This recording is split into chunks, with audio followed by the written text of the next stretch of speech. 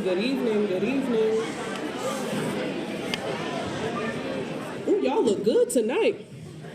Give yourselves a round of applause for looking good tonight.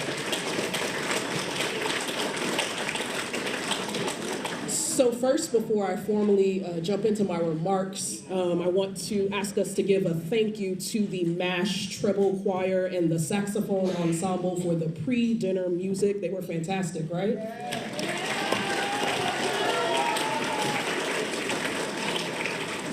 I think y'all can do better than that. Act like those were your kids up there. Like those were your grandbabies up there. Okay. Because it takes a lot for young people to get up there and do that, right? So we need to encourage them. So thank you to the MASH treble choir and the saxophone ensemble for that fantastic introduction to the evening. Welcome to Meadville's annual community event to celebrate the life and legacy of Dr. Martin Luther King. It is such an honor to stand before you this evening as the host or the mistress of ceremonies for tonight's event. And for those of you who I have not had the pleasure to meet, please allow me to introduce myself. My name is Heather Moore Roberson. And while I am a very, very, very proud native of Buffalo, New York. Wait a minute now. It's some Buffalo folks in here, Bills fans in here. Okay now, wait a minute now. All right, we don't have buffalo wings on the menu now, But even though I'm a proud native of Buffalo, New York, for the last 7.5 years, I've been a proud member of the Meadville community. Yes, let's step up for Meadville. So currently, I serve as the Dean of Diversity, Equity, and Inclusion here at Allegheny College, and I'm also a tenured member of the faculty in the Community and Justice Studies Department. So as your host for tonight's event, I have to make certain that everyone in the room knows a few things about Dr. King. And I definitely think that there are certain things, certain aspects about Dr. King's story that are so important for us to highlight, especially in 2023.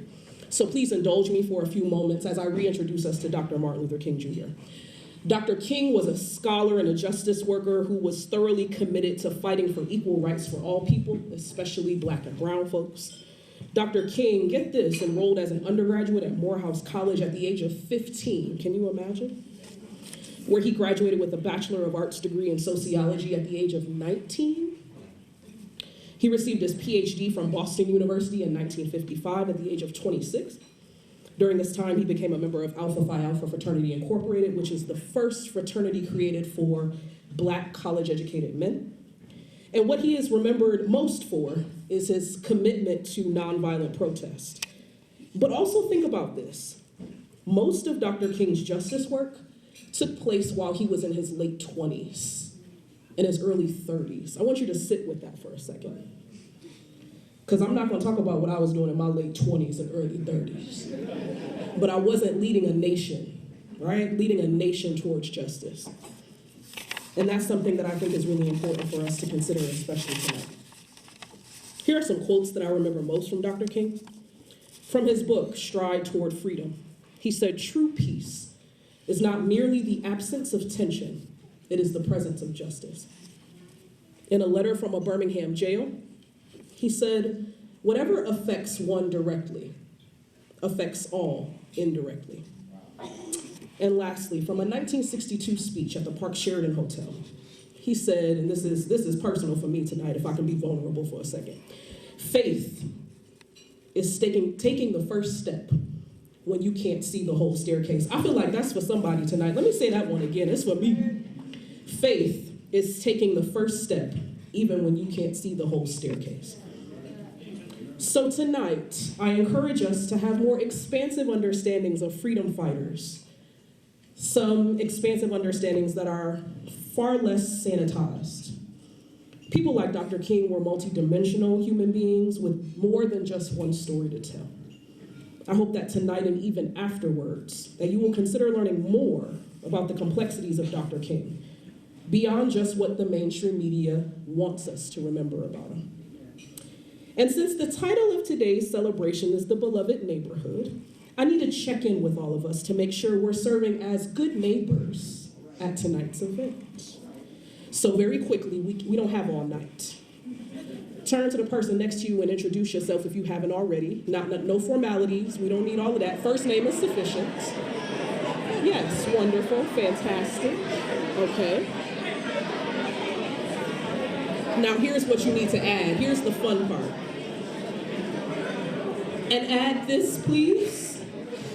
So y'all are familiar with one another. Add this. Tell the person next to you, I'm so glad you're sitting next to me. Come on now. Now act like you really mean it. Say, I'm so glad that you're sitting next to me. Okay now. All right. So I think we are all set and ready to move forward with the remainder of the program. The MLK Dinner and Planning Committee have an exciting program planned for you tonight. So first on the program is Dr. Ron Cole. Dr. Cole is president of Allegheny College and is a proud Allegheny College alum, longtime resident of Meadville. So please join me in welcoming President Cole to the stage.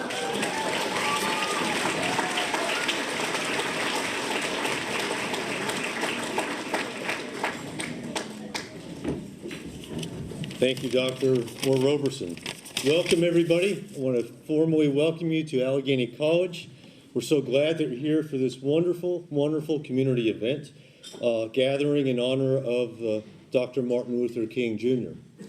Now, Dr. Moore Roberson's from Buffalo. I hail from Brooklyn, New York City.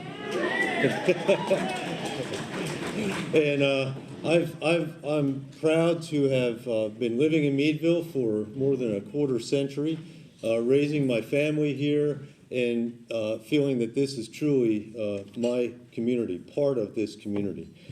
And I want to thank, I have a few other comments. I just want to also start off by thanking Dr. Moore Roberson and her planning team, Dr. Armendia Dixon and the Meadville Martin Luther King Jr. Scholarship Board, the many community members, and our friends with Aramark Dining Service for helping to make this event happen again. It's wonderful to have everybody back here in person for this, what used to be an annual gathering in Meadville.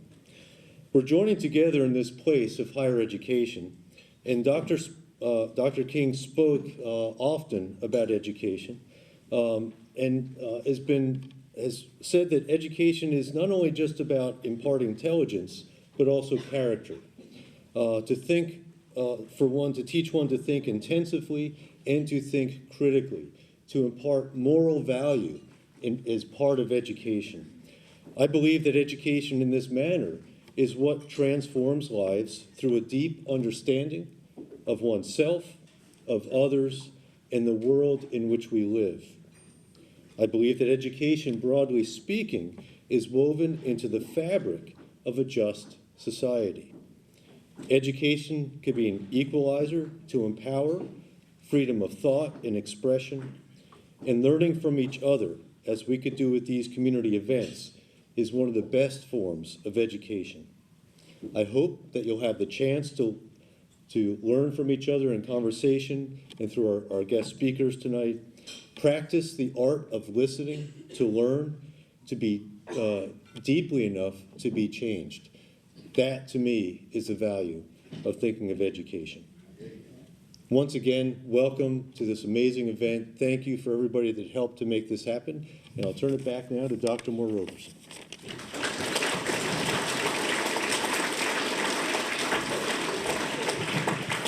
All right, next on the program, Mayor Jamie Kinder. Oh, look at that now. Mayor Kinder is Meadville's first woman mayor, first mayor of color. We're so excited to have her join us this evening. And she already got her welcome, so there's nothing else for me to do.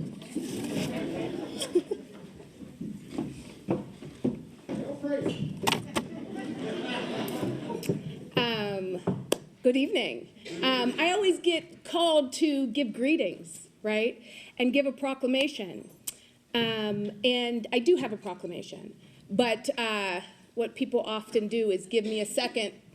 And when I have a second, I have some words, right? I always have something to say. So don't give me time if you don't want me to speak, right? So I do want to greet you and tell you how happy we are to have everybody here in our town, in Meadville. How happy we are to have you here, living here, or just visiting, right? Again, Dr. Robeson said that the theme is the beloved neighborhood. But let's take it a step, just a step further, to our beloved communities, right? Where we are neighbors, where we've chosen to live this life in proximity to each other, right? Where we know that we are tied together, no matter what we're doing. That when we put out positive, we get positive, right? When we put out negative, we get negative, right? So we want to make sure that what we're doing, we understand we're doing together, and we're putting out positive, and we're doing the best we can to bring each other together, right? So I do want to say that today, we often just celebrate Dr. King, right? We love his life and the things that he has said, right? I want to put a spin on that because I'm going to tell you how I feel on today. What this day brings out for me, right? It doesn't bring out just that Dr. King was alive. What it brings out for me is, what did I do last year and what can I do better next year? How can I live up to what he has done and gave his life to? What can we do to make things better for people who live here, who live in our communities, who live on our streets, who live in our town, who live in our state, who live in our country, right? What can we do better? What did we do last year? What can we do this year? What can we do better? I know you're all thinking, I can see it in your faces, right? Can we get together? Can we make life better? Can we pick one little thing that we can make better? Can we each choose one little thing that we can do better, right? I think we can. I think Meadville can be great. I think we can live up to Dr. King. I think we can do exactly what he was doing. He was a man with a vision.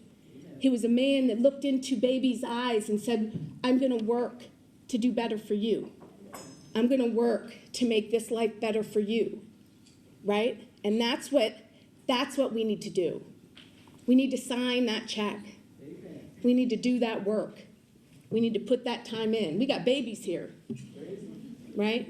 We need to do better for them. We need to do better for us, and we need to do better for the people who can't do for themselves. Stop looking at them like they don't deserve it, because we know they do. They deserve better. I deserve better. They deserve better. We all deserve better. Meadville is a magical place. It's a wonderful place. There are people here with boots on the ground working every day, right? They're doing the work. Now it's time for everybody in this room to come together, to stand up, and to put in on that work. Put in some time on that work, right? I don't care if you're giving $10. I don't care if you're giving 10 minutes. Put in on that work. Make Meadville better. And let's do it together. Whether we like each other or not, let's do it together, right? We live here.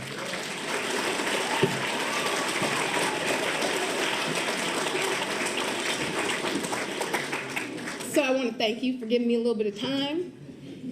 Let me get a little militant. Let me say power back to the people, right? Let me say that politics need to be in people's hands, and power needs to be in people's hands. So thank you. I want to thank everybody very much, and I want everybody to have a wonderful night.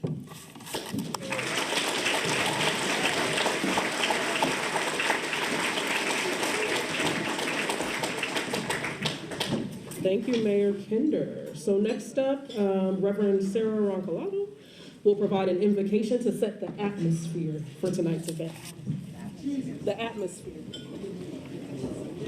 I do believe that the atmosphere has been set. Usually when you're asked to do or participate in an invocation, we're all asked to close our eyes and bow our heads. But tonight I'm going to ask you to do the exact opposite. I invite you to open your eyes wide, hold your heads up, and look around at who's here. You already greeted one another at your tables, but I want you to take a good look. Take in who is celebrating this night together. Take in this beautiful, diverse neighborhood that you have chosen to be part of tonight. Martin Luther King Jr. often spoke with hope about the beloved community, which he knew was a community of love, justice, and solidarity. And the amazing thing to me is he believed that it could be realized, that the beloved community could be realized. That is what he worked for and gave his life for. So tonight, in that spirit, we give thanks for the opportunity that we have to be together tonight to celebrate, to live out of and into that legacy. In the food that we eat, in the music that we share, in the words that we hear, may we, each of us here, be strengthened, may our joyful resolve be strengthened, that we can nurture the beloved community here in Meadville and beyond. So let's celebrate and be thankful. Amen.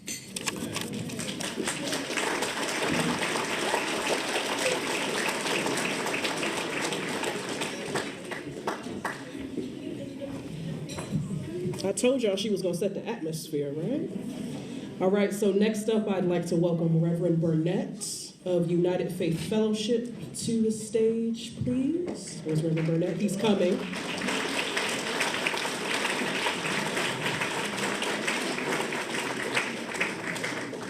Reverend Burnett is going to recite the I Have a Dream speech for us tonight.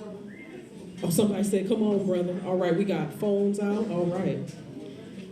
And Reverend Burnett has done this for many years at this event, so it's something that we expect and look forward to every year. So Reverend Burnett, the floor is yours.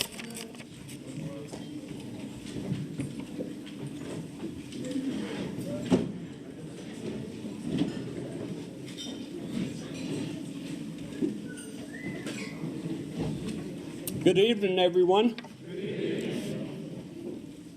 I was the tender age of 16 when Dr. King marched on Washington.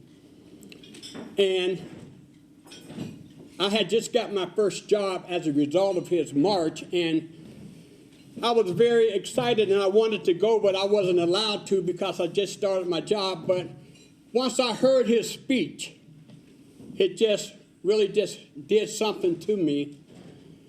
And I have embraced that for a long, long time. And I do believe that it's because of his speech and his peaceful march is why we're all here today, and we're continuing to try to move forward doing what he asked us to do. So I like to let you know that there was 1,667 of the most powerful words I ever heard. And I would like to try to recapture that for you right now. Dr. King stepped up on the Lincoln Memorial and he began by saying, I am happy to join with you today in what will go down in history as the greatest demonstration for freedom in the history of our nation. 50 years ago, a great American in whose symbolic shadow we stand today signed the Emancipation Proclamation. This momentous decree came as a great beacon light of hope to millions of Negro slaves who had been seared in the flames of withering injustice.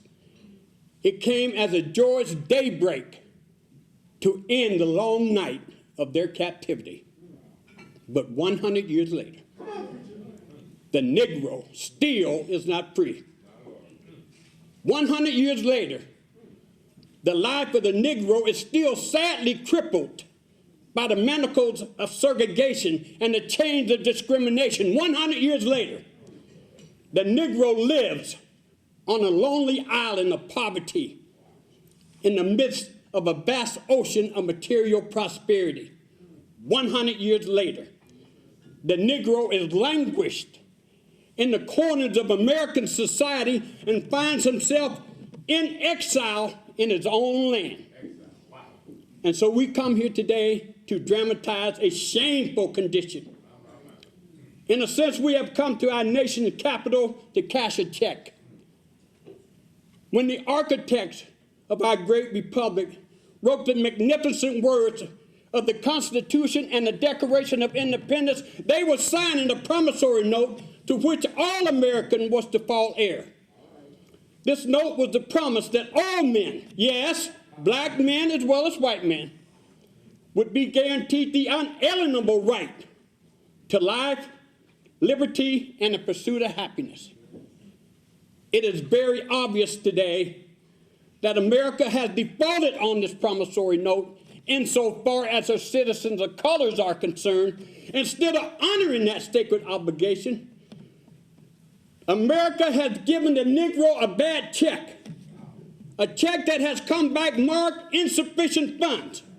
But we refuse to believe that the Bank of Justice is bankrupt.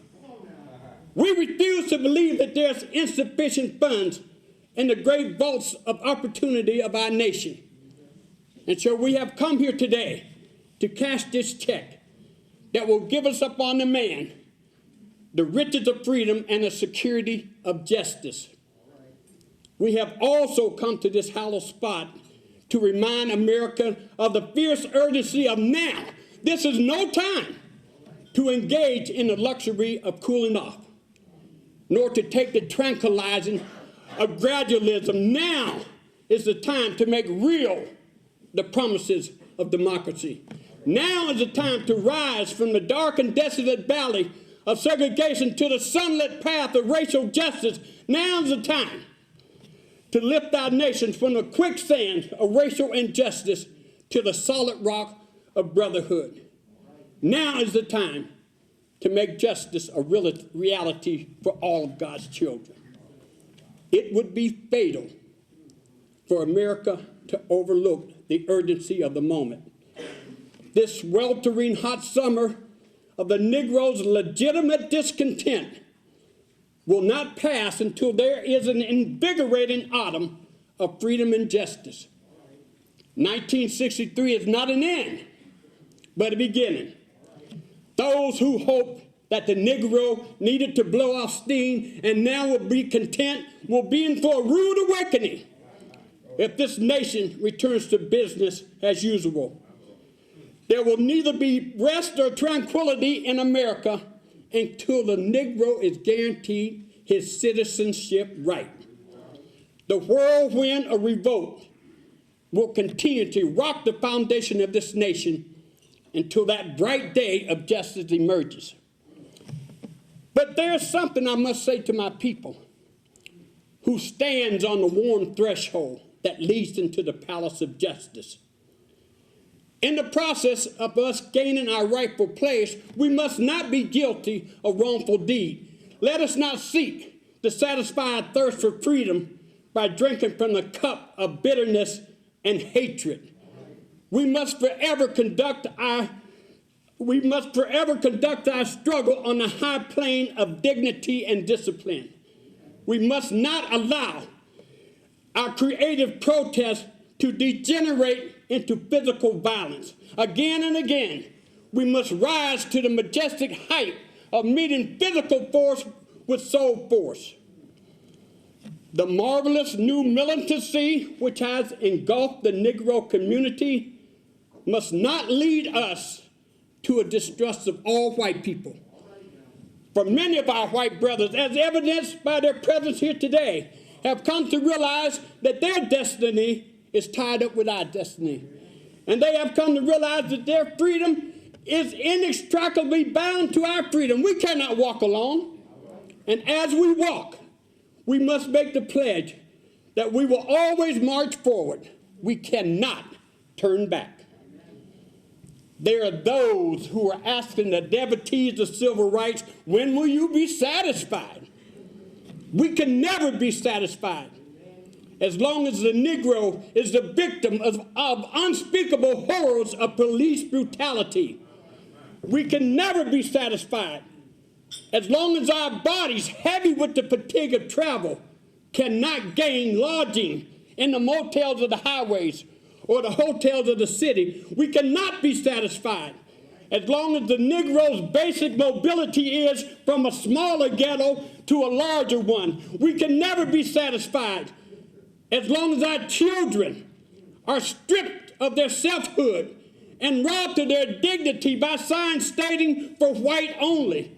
We cannot be satisfied as long as the Negro in Mississippi cannot vote and the Negro in New York has nothing for which to vote. No, we're not satisfied, and we will not be satisfied until justice rolls down like water and righteousness like a mighty stream.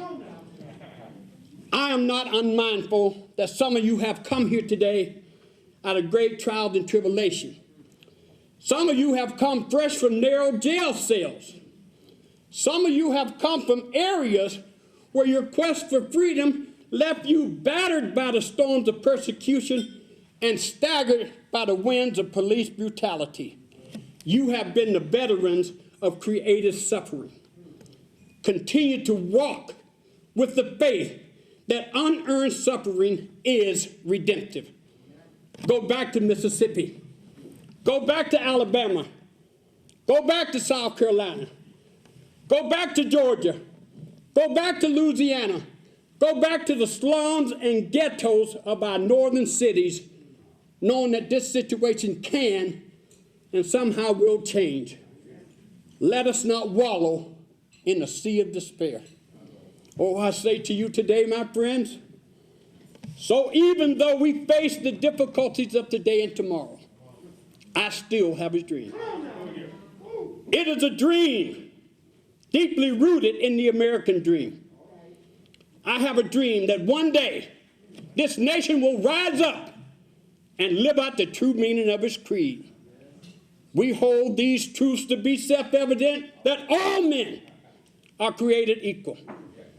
Oh, I have a dream that one day on the red hills of Georgia, the sons of former slaves and the sons of former slave owners will be able to sit down together at the table of brotherhood.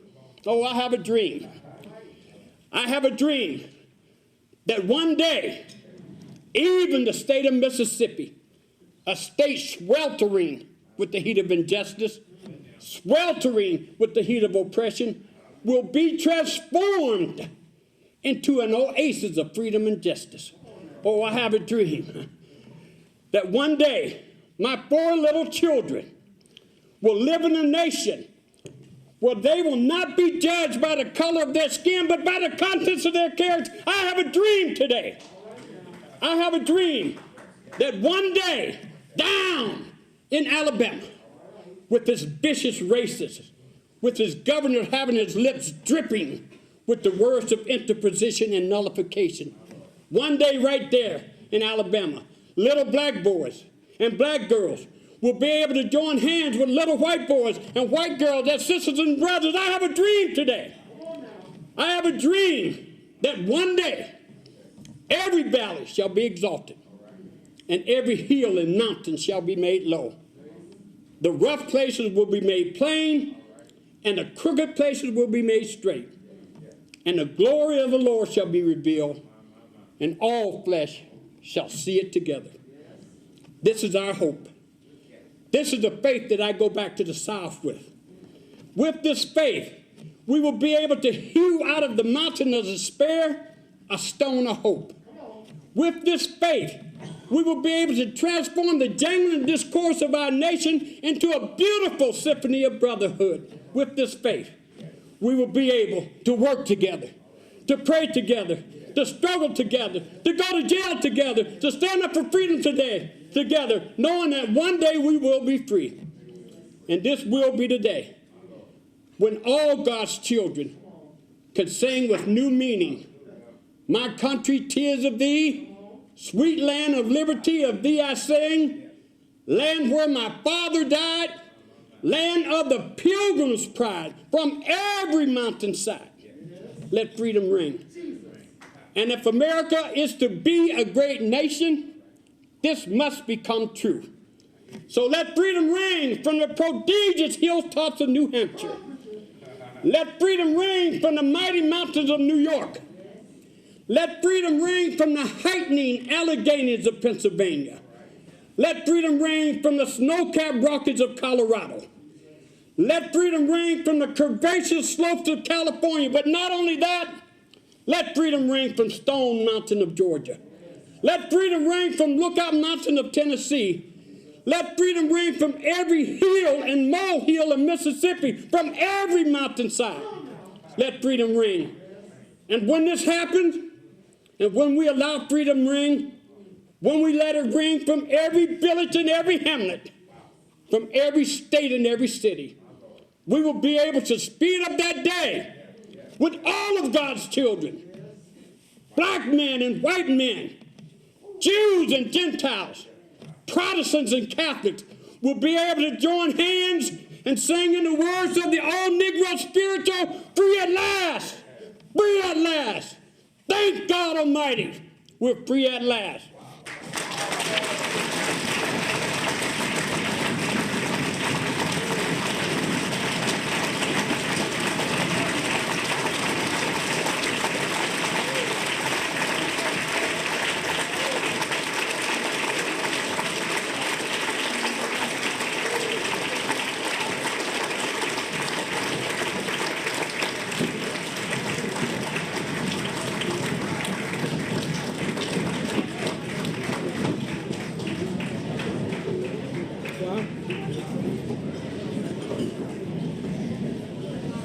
Wow. Amazing, amazing, amazing. Might as well do it again. Come on, give it up.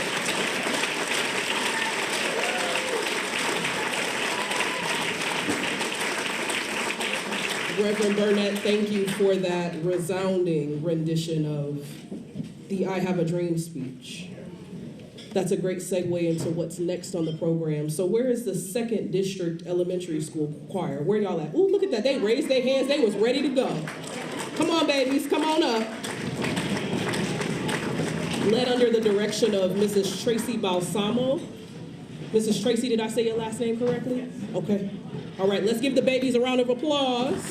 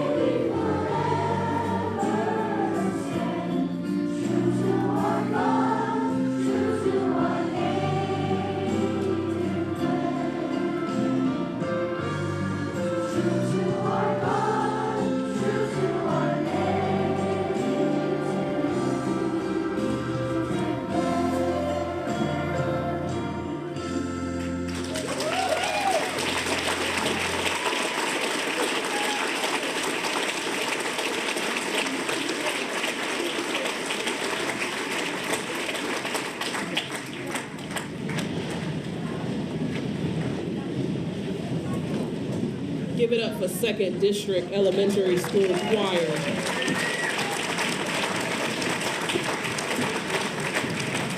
Some of us don't even know the words to lift every voice and sing, but the babies do, So my name is Marcia Metcalf. I'm a community member, it says on the program, and I'm on the committee. And my job tonight is to introduce our keynote speaker. But before that, I want to just take a minute, and this is going to be connected to the keynote speaker, and promote, it's sort of a follow-up on what Mayor Kinder said. She was challenging all of us to think about what we could do. And I have an idea for you. And my idea is to join the NAACP, the organization in this community that's doing the most around racial justice and continuing to fulfill the dream of Martin Luther King.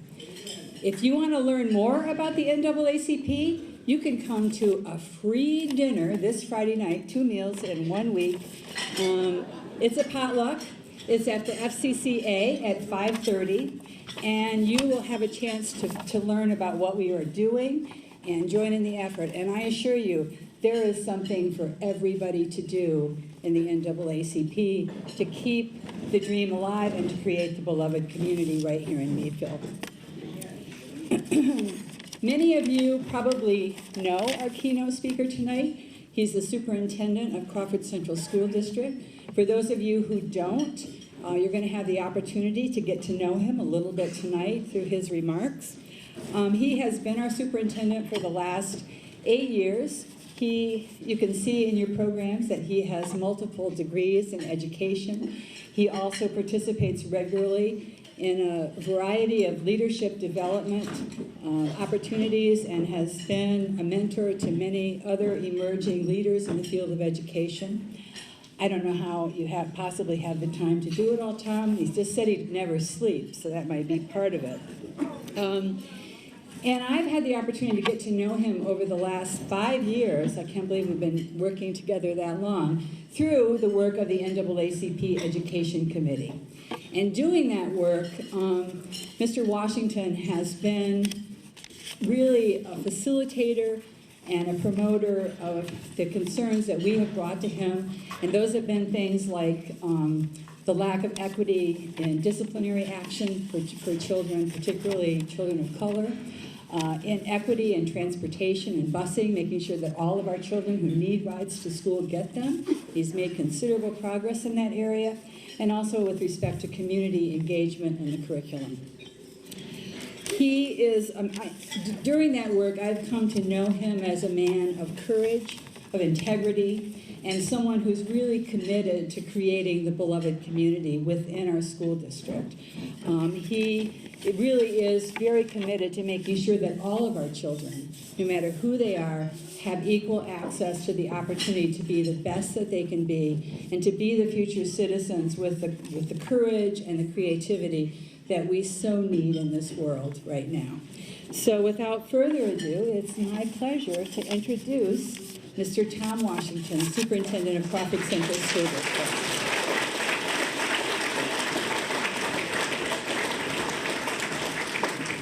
I want to thank her for those kind words. I'm going to invite you to every board meeting so you can read those things. Good evening, I'm Tom Washington. First and foremost, giving honor to God, and in the absence of my wife, honoring her.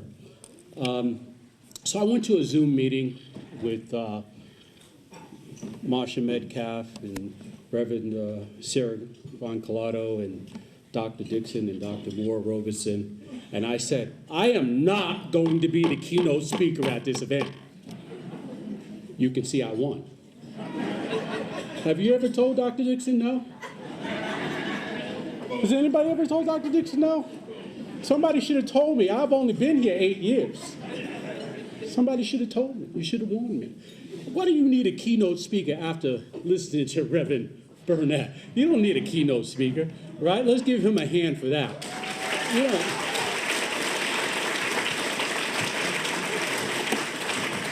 got the superintendent up here looking bad, following a keynote speaker. To all of the dignitaries in the room, the county executives, to the Honorable Mayor, City Council to all of the community members, and to the president of the college, to my school board members, clergymen and clergywomen, welcome. My name is Tom Washington. I'm the superintendent. And you know what was actually that fight that I lost with those ladies about doing the keynote speaker? They put rules down. You got 15 minutes. Dr. Moore had the nerve to ask me, she said, you can't speak on something other than the district, right? I was like, man, they're tough. They're a tough group. I stopped going to those Zoom meetings because I was afraid they would give me another job. What time are you going to show up to cook, superintendent? I put it on pause and everything. So the year was 1943, and it was World War II. And the Alliance, the Allied planes, were bombing this small community in southern Germany. And these two brothers, they had a bunker, a family bunker together. And as the planes were coming over, Aldi, one of the first brothers, made it to the family bunker first, he and his wife, right? And shortly thereafter, his brother Rudy shows up with his family. And Aldi made a remark, and historians don't know what was said and to whom it was said, but he said something along the lines, here come those dirty so-and-sos again. Now, Rudy took it as an insult to his wife and his family. After the bombing, they emerged from the bunker, and the two brothers get into a feud. Now, they were local cobblers. They made shoes in the community, okay? And as a result of that comment, not sure historically what was meant by the comment, the two brothers separated. They separated, they opened up their own factory, they stopped talking to each other. And the interesting part about this story is what I want you to get is that after the brothers separated, the entire town was known to be walking around with their head down. And they would look at with their head down because they were judging what shoes you wore. Now, get this. If you wore the shoes by one brother, Aldo, they wouldn't talk to the people who wore the shoes of the other brother, Rudy. Okay? So not only did they walk around looking down at each other, but judging you by the shoes you wore, they actually wouldn't talk to each other. You couldn't date somebody wearing the other shoes. You couldn't get married to somebody wearing the other shoes. You wouldn't go in the store of somebody that was wearing the other shoes. The interesting thing about this phenomenon is that social scientists started to study group thinking. I'm going somewhere with this. The entire town separated because of shoes and group thinking. The shoes started to show status of what group you belong to. And you started to discover that you had in groups and out groups. I'm going somewhere with this whole thing, right? So the shoes was a symbolism of the group you belong to and the discrimination you also showed. Now, remind me to tell you the rest of the story before I leave tonight, all right? Because I'm going to stop telling the story right now, but you remind me to tell you the rest. Somebody, can you remind me before I leave the stage tonight, tell you the rest of the story? It appears that our nation, our state, our beloved community is divided just as much as those two brothers are. See, I don't know if it's shoes, but it seems to me to be red or blue, left side or right side. I'm going to get Okay? Conservative or liberal? Vax or no vax? Roe versus Wade?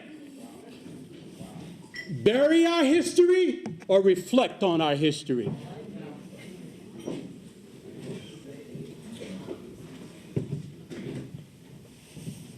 In the current work of the Partners of Education, an organic dialogue surfaced about the general decline currently going on in the public spirit and our civic engagement. I'm going to paraphrase something that was, I believe, said by Eileen Mullen and captured by Dave Miller. It said something along this lines: the seed of discord sown by individuals signal a growing culture of self-enclosed individualism. And the question asked during that discussion was, how do we rebuild the social fabric that bolsters a sense of common purpose in a society seemingly coming apart at the seams? How do we do that? So I was asked to talk about Martin Luther King and the beloved community. Also, how do we get there from this point, from what we've been experiencing over the last couple of years? How do we get to the beloved community? So what is the beloved community? Dr. King wrote about it a lot in his work. He said that the beloved community is a community in which everyone is cared for, absence of poverty, hunger, and hate. So let me read it to you again. There was actually a definition of what Dr. King was looking for when he talked about the beloved community. It was a community in which everyone is cared for, absent of poverty, hunger, and hate. Now, that was fueled by his faith, and he thought that we could absolutely do that. I'm going to read a quote from Dr. King, quote, "There is another element that must be presented in our struggle that then makes our resistance and nonviolence truly meaningful. That element is reconciliation. Our ultimate end must be to create the creation of a beloved community." April 15, 1960, in Raleigh, North Carolina. See, after the marches, after the speeches, after the sit-ins, what Dr. King envisioned was a beloved community of reconciliation. He literally wanted a community where the people, the haters, and people got together and came together and united and created a community. So there was a vision beyond the dream. And that vision was a beloved community.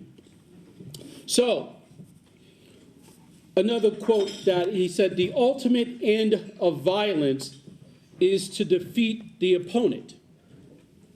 The ultimate end of nonviolence is to win friendship of the opponent." Justice Without Violence, April 3rd, 1957. But I'm going to suggest something. How do we get to the beloved community? We start with ourselves. The mayor said it right from the beginning. I was like, "Mayor Kinder, get out of my speech." What can you do? And so I want to make a suggestion. I'm going to make 4 suggestions on how to be a good neighbor. All right? And now I'm going to flip to the work of Mr. Rogers. In this community, we read a book about the principles of Mr. Rogers. We read it 2 years ago in the district, and then the community followed up by reading it. So the first thing I want you to do, and this is where you can take notes, college folks, all right? And take a test after this. The first thing I want you to do, in order, on your way to being a good neighbor, is you're going to have to do this. You're going to have more connections over connectivity. We spend a lot of time connected to computers, phones, and we are not connected to each other. So the first thing you're going to have to do is get connected with people. You're going to have to put your phone down and look people in the eye and have conversations with them. Okay? My father used to say this to me when I was dating my wife in college. He go, look, if you got to be on the phone more than 10 minutes, write it in a letter. Says you don't like her that much and she don't like you that much. Put it in a letter. What he was talking about was connect with people. Right? Let me just give you some statistics about connectivity. There are 4 billion people on social media. Right? I want you to listen to this. The average person scrolls 300 feet in a news feed a day. 300 feet. I'm telling you, you do this. You know what 300 feet is? The height of the Statue of Liberty.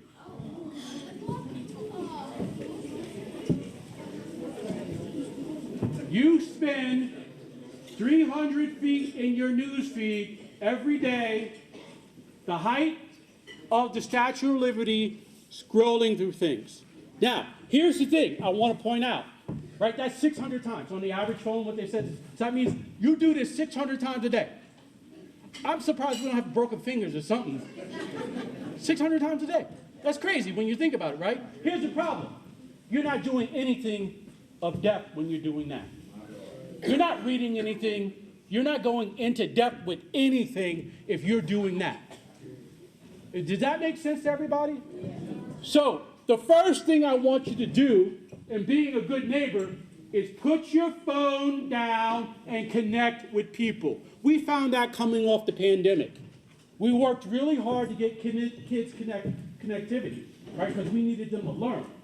But then we realized that we still had kids who had mental health problems. They had all sorts of problems because we worked so hard on connectivity, we didn't work on connections.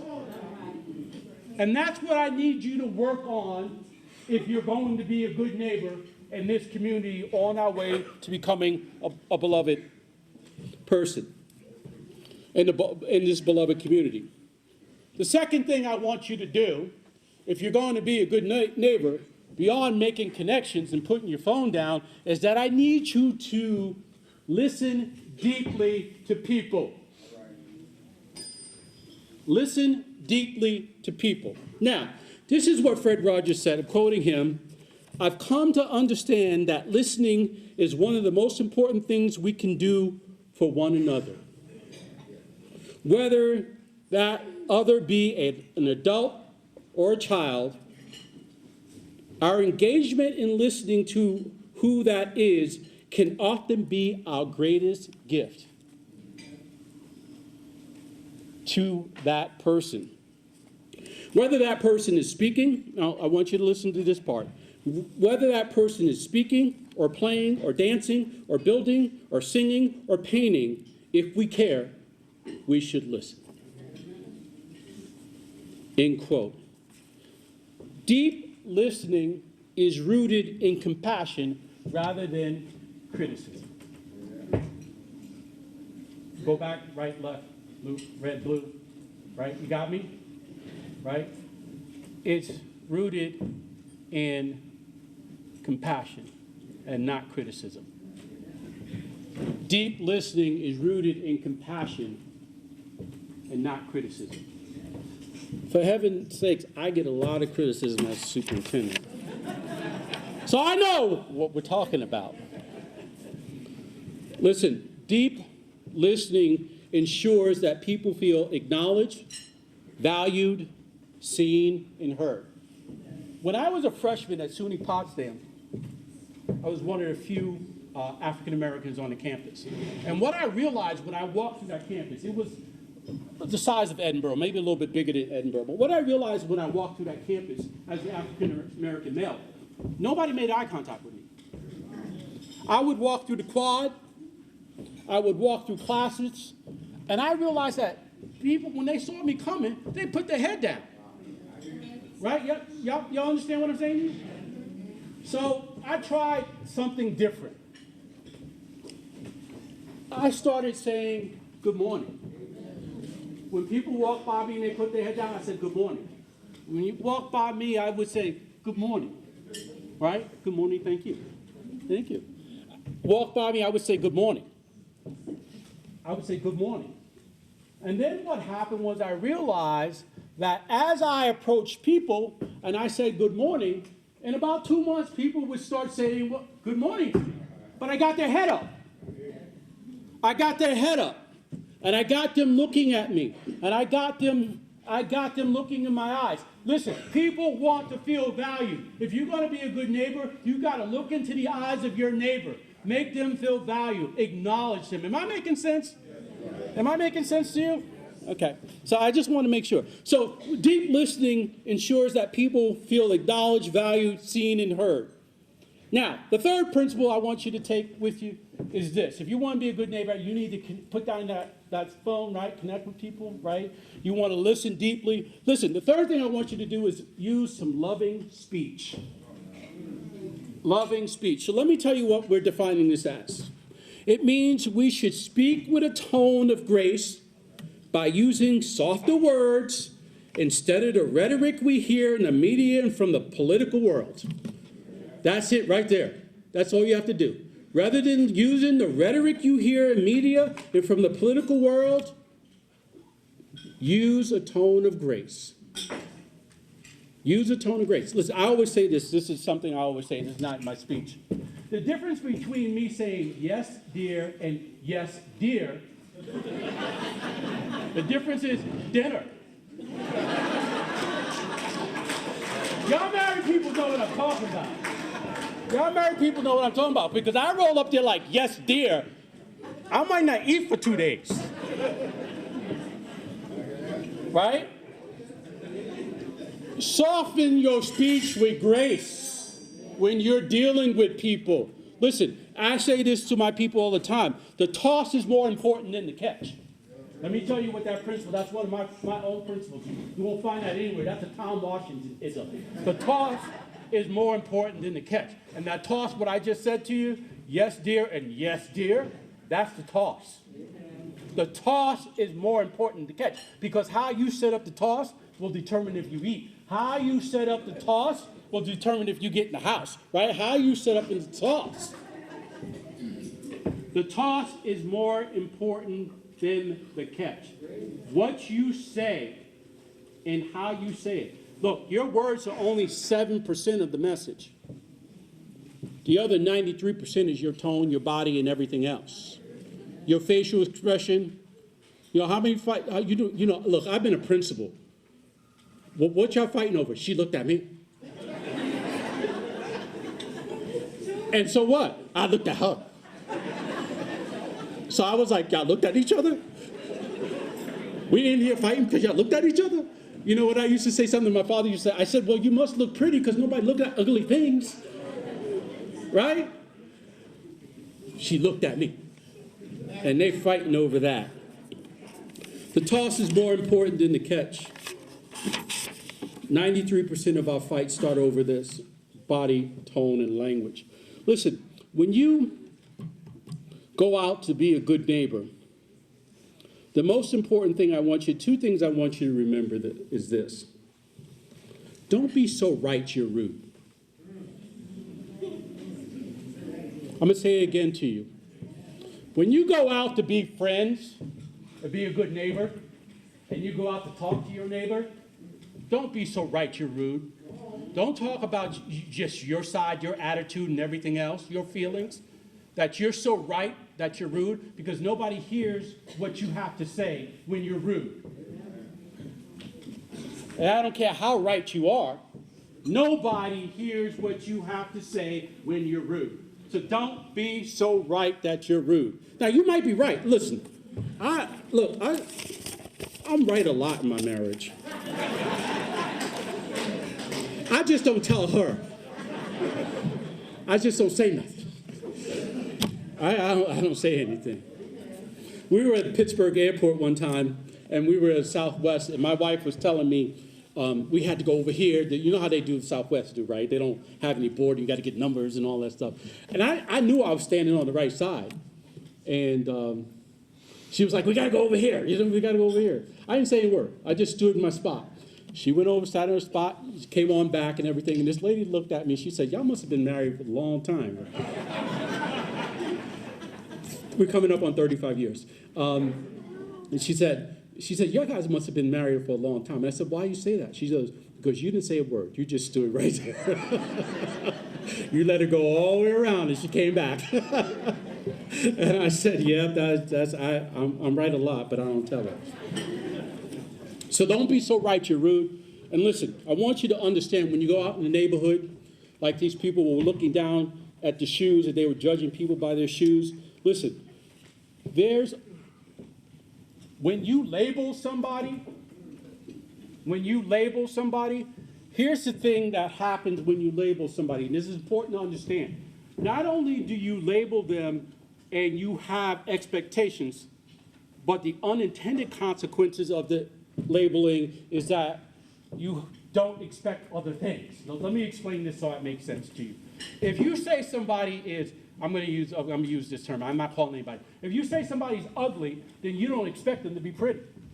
Do you understand what I said by the unintended consequences? If you say somebody's dumb, you don't expect them to be smart. Am I right? So the unintended consequence of labeling somebody is that you don't give them a chance. Right? That's what these brothers were doing in the community about the shoes. Right? You don't give the other person a chance to be who they can be. So if you're going to go out into the neighborhood, watch the labels you put on people. Because once you put a label on them, you don't give them a chance to be something else. Did that make sense to everybody? All right, I got to move because Dr. Dixon had told me 15 minutes. They gave me all sorts of rules. I was like, well, Reverend Barnett got up there and he did like a whole 20-minute speech. They gave me 10 minutes. I was like, what is that? What is that? Okay, so the next thing is, right, so watch your labels. Here's the other thing I want to say. No offense to any people in the room, but when you go to meet your neighbor and you want to be a good neighbor, don't be a preacher, a prosecutor, or a politician when you're talking to other people. Let me just say it again, because this is, I want you to think this through. When you go to talk to your neighbor, don't be a preacher, don't be a prosecutor, and don't be a politician when you talk to them. So don't go over preaching to your neighbor. Your point of view. Don't go over as a prosecutor asking them all sorts of questions, trying to nail them down. Am I making sense to you? And the last one is don't be a politician. Don't try to politicize your point of view. So when you go meet your neighbor, don't be a preacher, a prosecutor, or a politician when you go to talk to them. The last point I want to make is this. When you go out to meet your neighbor, remain curious about who they are, because you can't be curious and judgmental at the same time. They wasn't listening to me over here, so I'm going to say it to this side. When you go out to meet your neighbor, remain curious, because you cannot be curious and judgmental at the same time. Right? Because if you're truly curious, you want to find out what's going on. My freshman year, President Cole, we were at this house. It wasn't a fraternity house. It was a bunch of fraternity brothers that lived in a house. I just want to be right. The president's here. Right? And we had a bunch of kegs of root beer.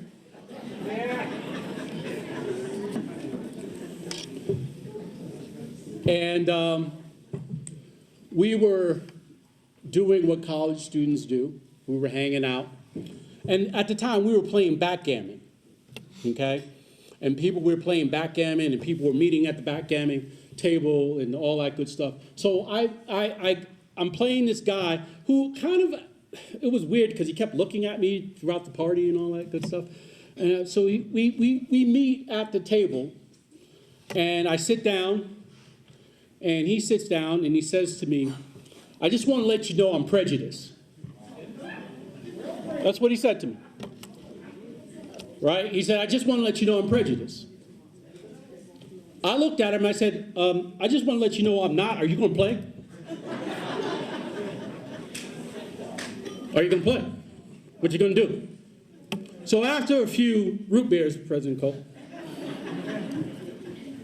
I became very curious. I said, I got to ask you a question. Why are you prejudiced? And he looks at me, and he was dead serious. He says, I don't know. And he was dead serious. He said, I don't know. So, you know, the root beers kicked in. And I said, what do you mean you don't know? That's about the stupidest answer I ever heard in my life. How you going to sit down and tell me that and you don't know? And he said to me, he goes, seriously, I don't know. He says, you're the very first black person I've met. And I look at him and I go, how could you be prejudiced if I'm the very first black person you met? And he went on to tell me that he was raised that way. He was raised by, you know, folks in KKK, and he talked about his life being, you know, in garbs and all that good stuff and everything like that. But I say this, remain curious about people, because if I wasn't curious about him and we didn't have that conversation, I'd like to tell you the story ended differently, like we became best friends and you know, we were singing Kumbaya. It didn't happen that way. It just didn't happen that way. But remain open, because you don't know how people got to their station in life. You don't know how they got to their station in life. And the only way to help them along is to understand how they got there and how you can be helpful in their journey. So I gave you 4 points. I know all the college kids wrote it down because they're, yeah, looking at me like that. We ain't write nothing down. So last thing I want you to do, we're going to be good neighbors, right? We're going to be really good neighbors. So I want you to party with a person from the other party. That means I want you to go out and find someone from the other party. I don't care what you label the other party. And go out and get to know them. Have conversations with them. Go out for a cup of coffee. Go out for dinner. Go out, do something so that you can have a conversation with someone else that might be different points of views. So, all right. So, I'm going to leave you with a few quotes. I'm going to read, the rest of the story about the brothers. They were paying attention. I put that as a plan to see if you were really paying attention. Because if you wasn't paying attention, you would have just let me walk off the stage. All right, so the rest of the story. I'm going to give you the rest of the story. All right, Brother Isaiah, you going to help me out here? Okay, I'm going to give you the rest of the story.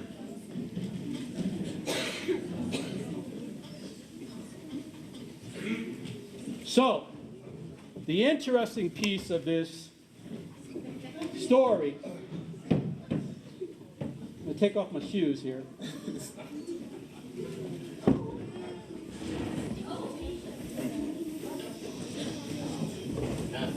So the two brothers went to their grave not talking to each other, right? They went to their grave. One died in 1974 and one died in 1978. They were buried on different sides of the cemetery. They didn't talk.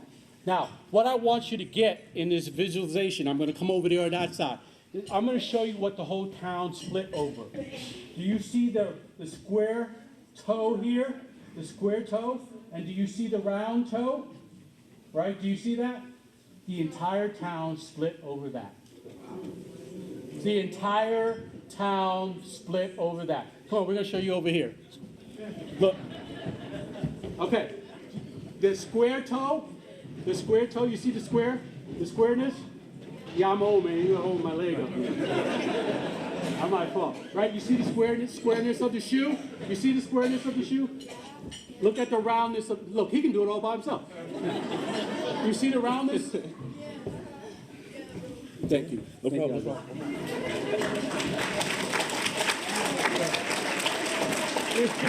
We already had a talk, man. You better get, I want my shoes back now. I'll be a good neighbor up on campus looking for you. The entire town split over that. The entire town split over that.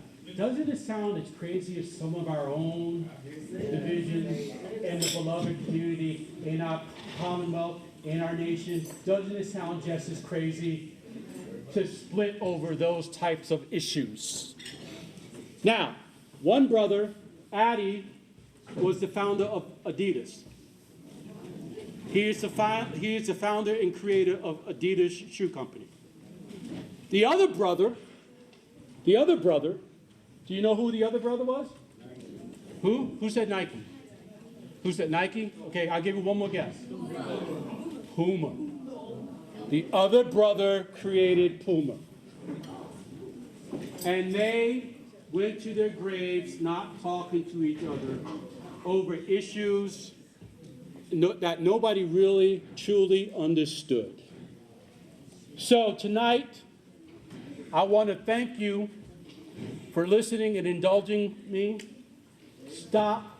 Listen to me. Stop looking down and judging people by the shoes they wear. God bless you. Thank you.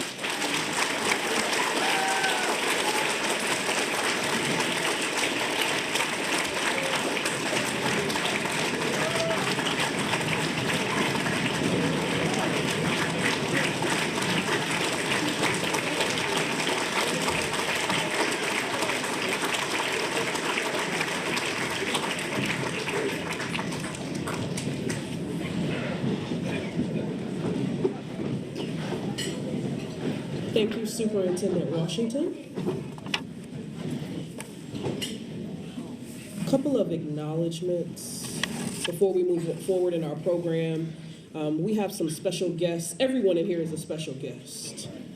But we have some folks that we wanted to mention who are in our midst today. And I apologize if I mispronounce your name. Charge it to my head, not my heart. Mr. James Sherrod, who is the director of the Dr. Martin Luther King Jr. Center in Erie, Pennsylvania. We wanted to acknowledge Mr. Sherrod, and Mr. Kevin Arrington, who's president of A+ Strategies and Corporation Solutions from Erie, PA. So thank you for being present, and thanks to all of you for being with us tonight. There's the point in the program now where if you've been to one of these before, you know that there is a moment where we all sing a song together. We had a preview of it earlier today, but we're actually going to do it formally now. So we're going to sing Lift Every Voice and Sing together. Oh, look at that, yep. The kids said we did this already. Said, y'all late?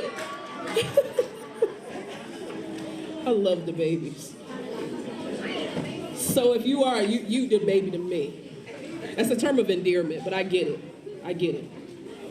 So if you look in your program, you'll see right after the formal agenda for the night that there's a Lift Every Voice and Sing, the words there. So if you're thinking, I don't know the words, they're there for you. They're printed for you. So if we can have the musicians come up who are going to, someone's going to play the piano. And we're going to have folks stand because you've been sitting for way too long. So you're going to stand, stretch, take a breath. And then we are going to follow the direction of our musicians.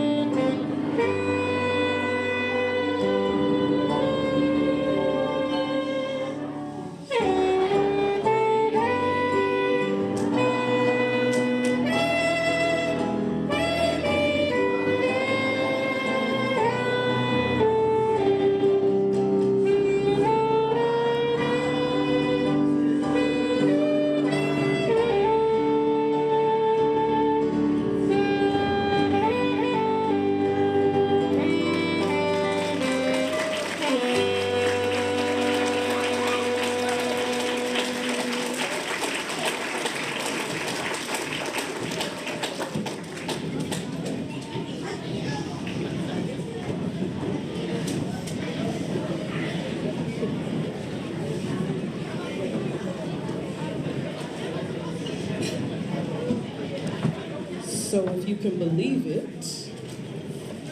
believe it, we have arrived at the end of our program. However, I have to welcome a Meadville freedom fighter to the stage, Dr. Armindia Dixon.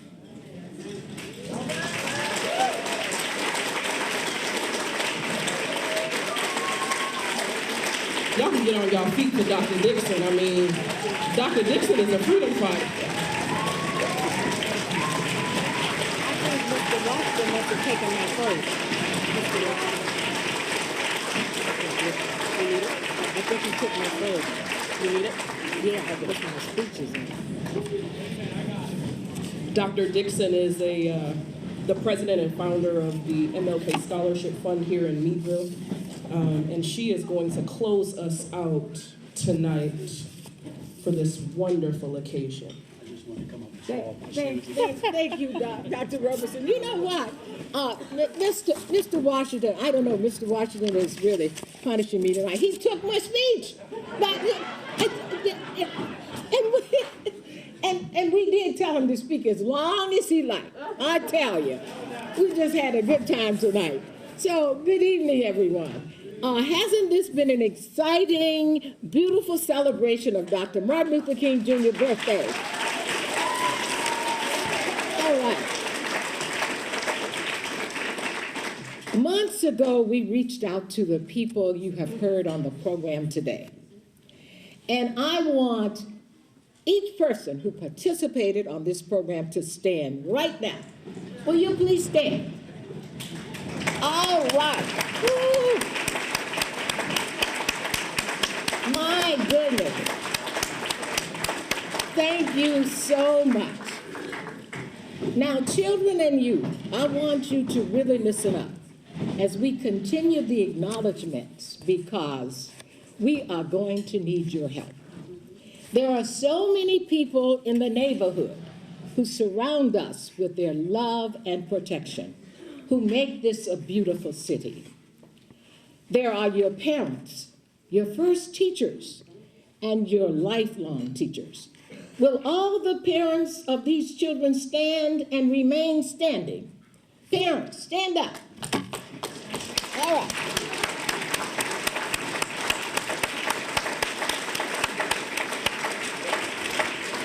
All right. Now, you can't sit down, parents. You have to stand up. You have to keep standing. Okay. There are teachers, college professors, and education administrators who make sure you have the best education. An educator that will ensure that one day you will earn a good living and stand tall wherever you choose to live. Will all the educators in the building stand up and remain standing? Stand up, all the educators. Oh my. All right. All right. Woo. Okay. There are those who work in our city and county government who make sure there are laws that keep our city and county the best there is. They involve your parents and all of us in the decision making to ensure our health, safety, and well-being. Will all the city and county officials stand and remain standing? Woo.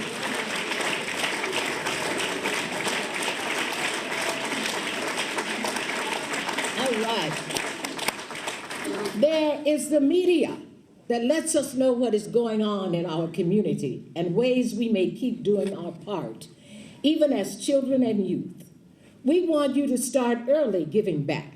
Will those who are here tonight from the media stand and remain standing?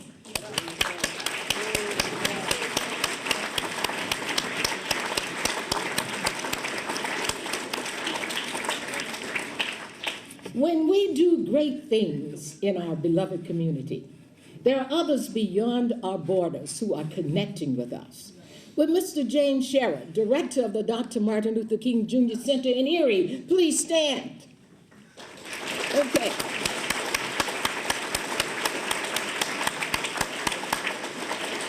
And with him, Mr. Kevin Arrington, president of A+ Strategies and Corporation Solutions from Erie. Please stand and remain standing.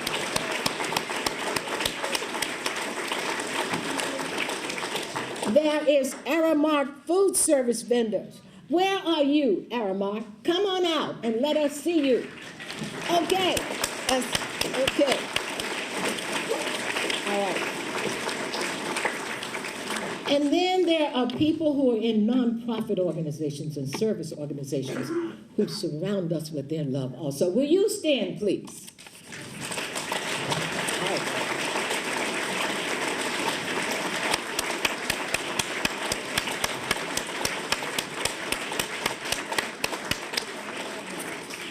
And my goodness, I see people who are teaching our children every day in the mentoring program and in other programs. Will you stand, please? All right. All right. And you know what? There are some people in adult education here. Will you stand, please? All right.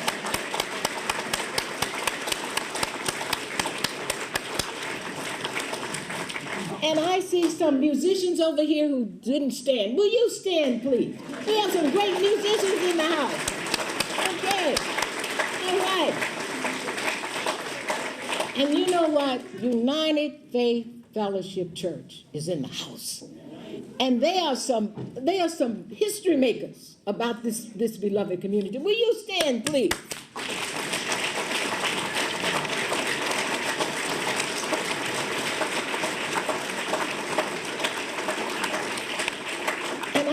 Over here at some people that we invited through the media to be a part of this celebration. Will you stand, please?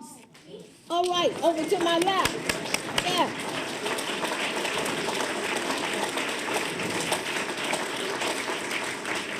All right, now I tell you what, I see some college students in the house. Stand up, please. All right. Woo!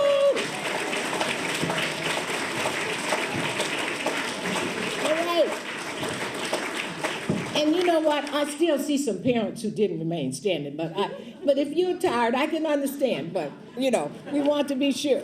Oh, and then we see some volunteers who always volunteers and helping in the community. Will you stand, please? All right. Let's go. Come on. Stand up. Stand up. Okay. So I tell you what now. If I forgot anybody, please stand. All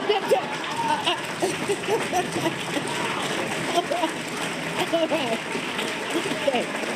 Okay. All right.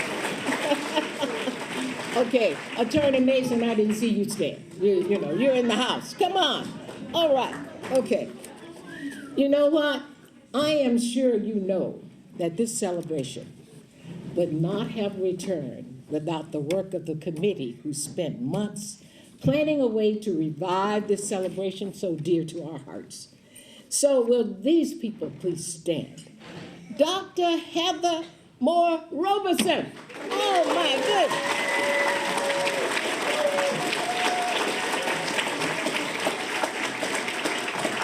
Superintendent Thomas Washington.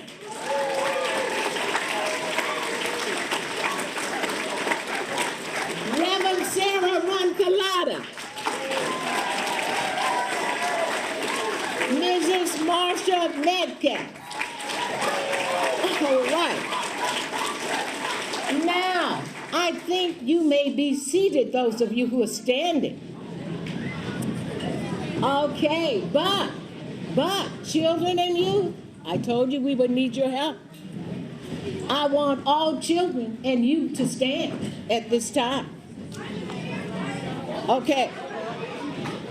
Are you standing? Okay, this is what you're going to have to say. Children and you, don't go. Okay, say this, children and you. Say, thank you, everyone, for our beloved community. All right. All right. Okay. All right. And now, as we close until next year, keep keep working on our beloved neighborhood until it becomes polished and glistening for others to see and emulate beyond our borders. This is the way we will get to the mountaintop. Good night, thank you again, and have a great year.